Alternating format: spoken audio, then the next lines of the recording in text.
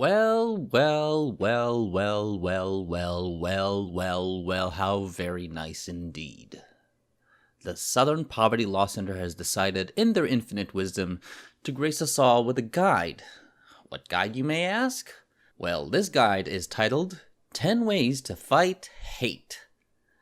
I wonder what topics they'll cover here. So, about that intro, yeah. Only one side hates. Right, Southern Poverty Law Center? No hatred exists beyond the confines of the evil alt-right, neo-Nazis, white supremacists, Republicans, Trump voters, and conservatives, right? I mean, I'm sure Antifa just came to those protests bearing flowers and handmade signs from recycled paper cups and environmentally safe glue and paint, right? They pose no threat to the people you're showing here so heavily armed, decked in riot gear and shields. They just carry those because they hate the other side, right? So now that that's out of the way, let's go through the Splc'S top 10 ways to fight hate. Spoiler alert, number 7 will shock you. What can we do to stop hate in America? The Southern Poverty Law Center's 10 ways to fight hate. For starters, let's strip the Southern Poverty Law Center of any public funding. Yeah, because if you're using this picture as your main visual tool to drive a narrative, you're being dishonest. This picture of a black state trooper and a little baby in a KKK hood was taken over 20 years ago. September of 1992, to be exact, when one Bill Clinton was in the White House. That is an interesting narrative. But the Splc won't be honest with you on that, and we'll show you this picture at least twice in this video. Great start, guys. We're not even at number 1. 1. Act. In the face of hatred, apathy will be interpreted as acceptance by the perpetrators, the public, and worse, the victims. See, the horrible thing about this guide is that it has one major problem in its tips for fighting hate. The problem is this. It can apply both ways. But your video with the droning dramatic music and the one-sided imagery, it only applies to one side as far as you're concerned. The main issue I have with this is that following the election of Donald Trump, you've had very little action coming from the so-called alt-right/Nazis. What you did have is Antifa and Black Bloc tearing up major cities, torching vehicles, breaking storefronts, and generally causing havoc, unopposed. So, some concerned citizens, some of whom are radical right-wing nuts, decided to act in order to protect their communities and themselves. Remember Newton's law, Splc. For every action, there is an equal and opposite reaction. Unless you're Antifa. In that case, if there is a reaction, it's racist. 2. Join forces. There's power in numbers. Reach out to allies. Open dialogues. Yes. Join forces. Again, this applies both ways. This is why you get peaceful conservatives and libertarians marching shoulder to shoulder with some of the vilest elements of the right. They have a common enemy, and it's manifested itself in the form of Antifa, Black Bloc, Black Lives Matter, By Any Means Necessary, and others. But this was a reaction to an existing issue in those violent left-wing groups. So by your logic, the alt-right is just fighting hate, right? As for dialogues, how can you open dialogue with someone who is so implacable in their hatred of your different ideology that they label you a Nazi and mace you in the face? How?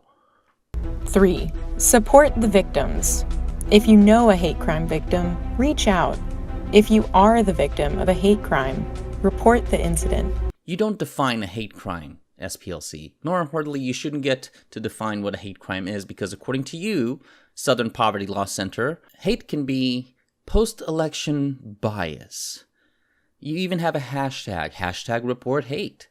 But the problem, according to you, is, quote, hate crimes and bias incidents are a national problem, but there's no reliable data on the nature or prevalence of the violence. We're collecting and verifying reports to create a national database for use by journalists, researchers, and civil rights organizations. So, essentially, what you're doing here is creating a snitching program for any snowflake with feelings that got hurt by someone wearing a MAGA hat. Meanwhile, actual hate crimes against blacks, LGBT, and yes, white people will go unnoticed because of this crap. 4. Speak up. Goodness has a First Amendment right, too.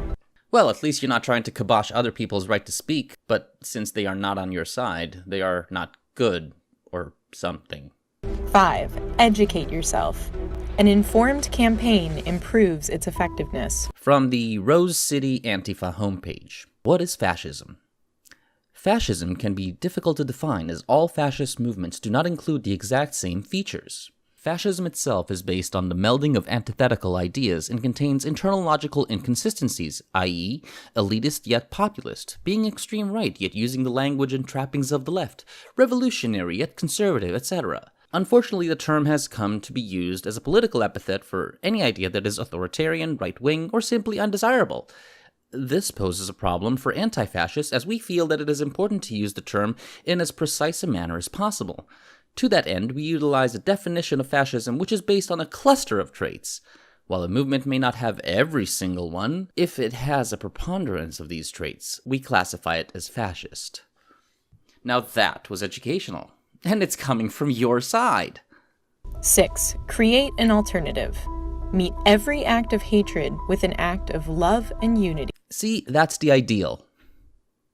Unfortunately, that's not what's happening on the ground. And until the SPLC catches up to the FBI, Homeland Security, and even MSNBC and begin treating Antifa as a terror group, as they are, there will be no unity, and the divisiveness will continue to grow. You want to fight hate? Fight it on both sides. 7. Pressure leaders. The fight against hate needs community leaders willing to take an active role. Notwithstanding your grammatical error there has been substantial pressure on political and authority leaders from your side yet again. Berkeley mayor told police to stand down when the left-wing lunatics torched the campus over a gay Jew with a penchant for black dudes. Evergreen State College? The dean capitulated to every demand made by the revolting students and is now facing a multi-million-dollar lawsuit by the same professor that they tried to intimidate. You want to affect political change? Run for office. Write your senator. Write your state representatives. But don't expect that just because you didn't get your way, that you are entitled to get your way. 8. Stay engaged.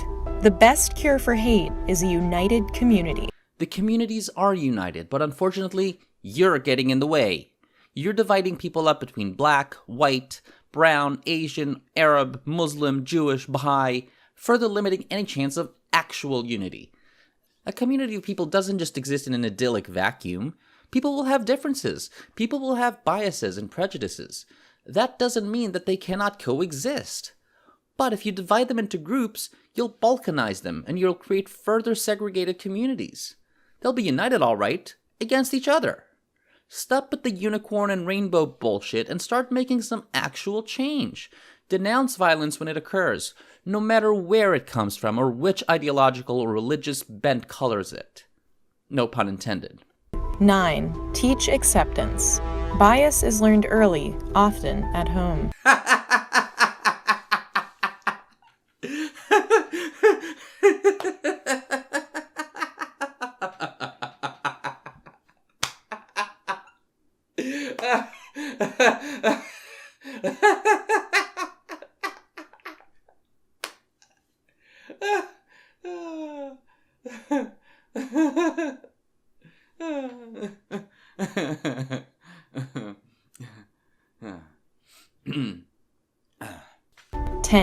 Dig deeper. Look inside yourself for biases and stereotypes. Called it. They used that same picture from 1992. What's next, SPLC? Got some images of lynch mobs from the 1920s South? I'm sure that's relevant as hell. Now about number 10's quote-unquote directive. Stop telling people what to do with their lives. Thinking differently from someone else is all people have nowadays, whether they are bigoted, racist KKK members or the most enlightened, liberal Molotov cocktail-wielding Antifa.